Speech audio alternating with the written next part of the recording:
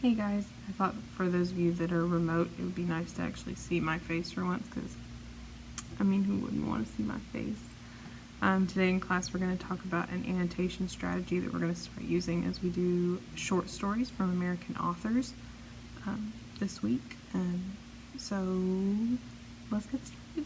Okay, so now we're going to talk about our annotation strategy. It's really simple. I've used it before, and if you've had me before, you've probably used something similar. We usually draw like a T chart and we use 4 quadrants. But we're going to keep it even simpler. We're going to use 3 this time, okay?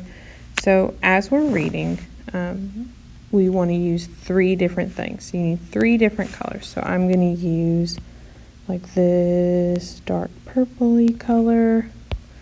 I'm going to use this lighter purple color, and I'm going to use this red color right here, okay, to stand for the 3 things that we want to do. So whenever we're reading, you're going to have a blank sheet of paper that you're going to draw this little chart on, and you're going to get 3 colored highlighters or colored pencils or markers or whatever you want to use, pens, doesn't matter to me.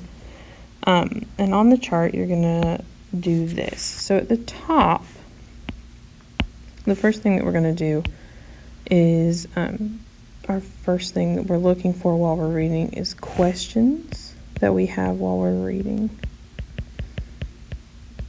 Questions that we have while we're reading. We become more engaged readers by asking questions while we're actively reading. Okay.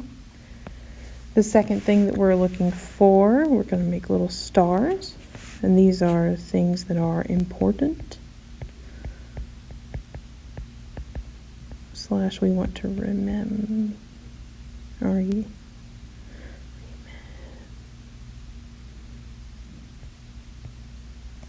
That's remember. Why am I? Sorry guys, I had a hard time spelling remember this morning. It's too early. Don't make fun of me. And our last is going to be a red V for vocab in this story that we don't know. I can't get over the fact that I couldn't spell remember right. So these are the 3 little markings that we're going to make, and we're going to come back to this chart in just a second, okay? So keep this in mind, and we're going to flip the page.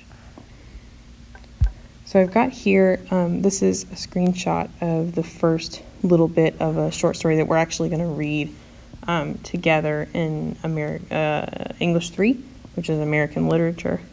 It's from a short story called An Occurrence at Owl Creek Bridge by Ambrose Bierce.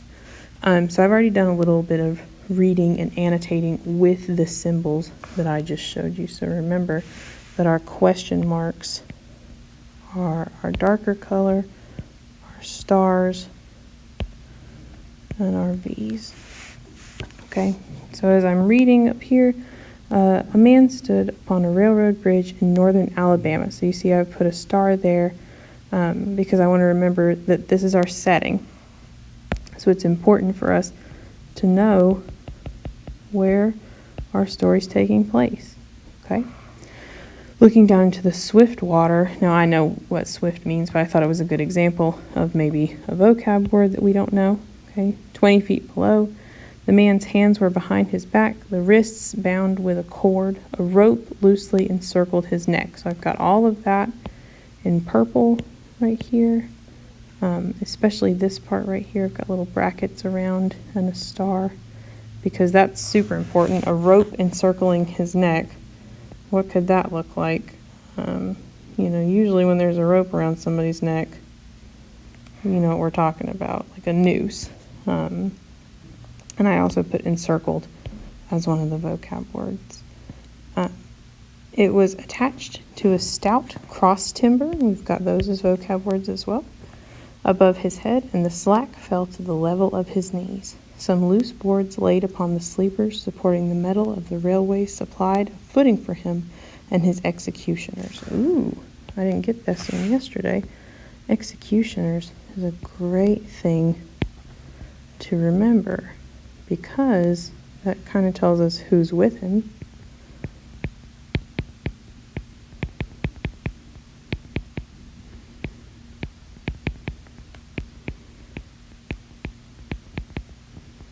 okay?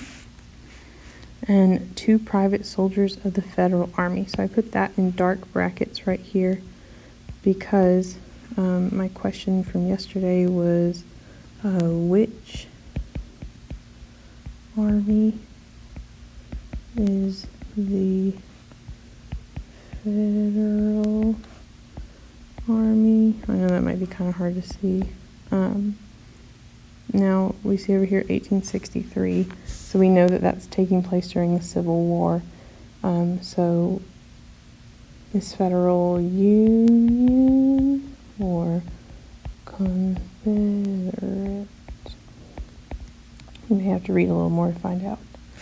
I also put a question mark and a bracket around this picture over here because it says it's a military bridge over the Tennessee River, but our story takes place in Alabama. Just thought that was interesting and was kind of wondering what the picture has to do with anything. So we could go on, but you kind of see how marked up my pages and how I actively annotated while I was reading, okay? So what we're going to do is you take this and you move kind of back and forth between your chart and your annotations, okay? So we're going to take our purples, for example. Let's think about our setting is in Alabama, and that he's got a noose around his neck and that he's with his executioners, okay? And we're going to flip too far. And we're going to go back here and we're going to say set in Alabama, noose around main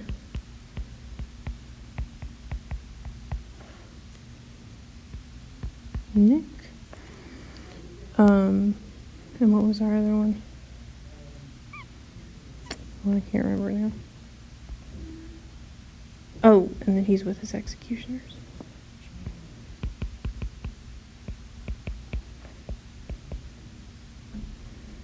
Executioners, okay. I'm having a hard time spelling today, whatever. We all have hard days. So let's look at our vocab next. What were some of the words that we highlighted? Swift, stout, cross timber, and encircled. So we put all those here. Swift, stout, cross timber, encircled.